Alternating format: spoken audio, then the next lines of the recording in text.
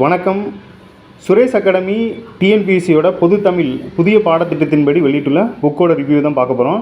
Front பேஜில் பார்த்தீங்கன்னா அந்த அட்டைப்பட்டத்திலே பார்த்தீங்கன்னா இந்த இண்டெக்ஸு, அதாவது சிலபஸ் வைஸாக அந்த யூனிட் மாதிரி கொடுத்துருக்காங்க. உள்ளே போனோம் அப்படின்னா உள்ளே ஃப்ரண்ட் பேஜ்லேயுமே அதே மாதிரி தான் இலக்கணம், சொல்லகராதி, எழுத்துத்திறன் அப்படிங்கிறத அழகு வாய்ஸாகவும் அது எத்தனை கேள்விகளாக கேட்கப்படுது அப்படிங்கிறதையும் கொடுத்துருக்காங்க. அப்புறம் பேஜஸ் பார்த்தீங்கன்னா பேஜஸ்ஸு 312 பேஜஸ்ஸு. விலை பார்த்தீங்கன்னா விலை 485 ரூபா அப்படின்னு மென்ஷன் பண்ணியிருக்காங்க. ஸோ அடுத்து பார்த்தோன்னா உள்ள இண்டெக்ஸ் பொருள் அடக்கத்தில் என்னென்னா அந்த யூனிட் வைஸாக உள்ளே என்ன கான்செப்ட் இருக்குது அப்படிங்கிறத 1 2 3 இதில் என்ன அப்படின்னா நமக்கு சிலபஸ் டிஎன்பிஎஸ்சி சிலபஸ் பார்த்தீங்கன்னா பேராவாக இருக்கும். இதில் பார்த்தீங்கன்னா 1 by 1 இருக்கிறதுனால நமக்கு பார்க்குறது கொஞ்சம் ஈஸியாக இருக்குது அப்படிங்கிறது என்னோடய மைண்ட் செட்டு. ஸோ உங்களுக்கு எப்படி இருக்குதுன்னு பார்த்துக்கோங்க. அடுத்து பார்த்தீங்கன்னா இலக்கணத்தில் ஃபஸ்ட்டு பார்த்தீங்கன்னா எழுத்தோட பேசிக் கொடுத்துருக்காங்க. அப்புறம் பிரித்து எழுதுகளை அந்த புணர்ச்சி விதிகளை கொடுத்துட்டு அதுக்கப்புறமா உள்ளே பார்த்தீங்கன்னா ஸ்கூல் புக் பேக்கில் இருக்கிறது எல்லாத்தையுமே எடுத்து 1 by 1 கொடுத்துருக்காங்க.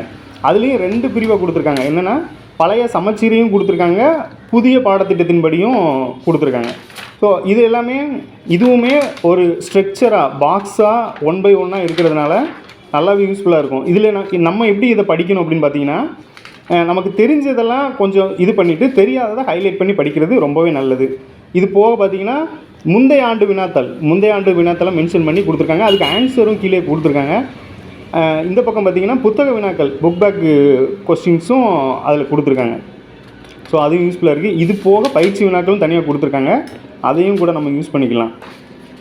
அடுத்து பார்த்திங்கன்னா மெயினாக என்னென்னா இதில் வந்து அந்த இலக்கணம், இந்த சொல் பொருள் இதெல்லாம் பார்த்திங்கன்னா 1 by 1 இருக்கிறதுனால நமக்கு ரொம்பவே யூஸ்ஃபுல்லாக இருக்கும். நமக்கு எது தெரியல அப்படிங்கிறத இதில் நல்லாவே வந்து ஹைலைட் பண்ணிக்கலாம் அப்படிங்கிறது என்னோடய கருத்து. அடுத்து பார்த்திங்கன்னா பயிற்சி வினாக்கள் தனியாக ஒன்று கொடுத்துருக்காங்க. அதாவது முந்தைய ஆண்டு வினா, அப்புறம் பார்த்திங்கன்னா இந்த புத்தக வினா போக பயிற்சி வினாக்களும் தனியாக கொடுத்து அதுக்கும் ஆன்சரும் கொடுத்துருக்காங்க அப்படிங்கிறத தெரிஞ்சுக்கலாம். ஸோ புக்கு பார்த்திங்கன்னா நல்லாவே இருக்குது. மெயினாக என்னென்னா அதான் ஒரு விஷயத்தை வந்து 1 by 1 பார்க்கும்போது நம்ம மைண்டும் கொஞ்சம் ரீட் பண்ணுற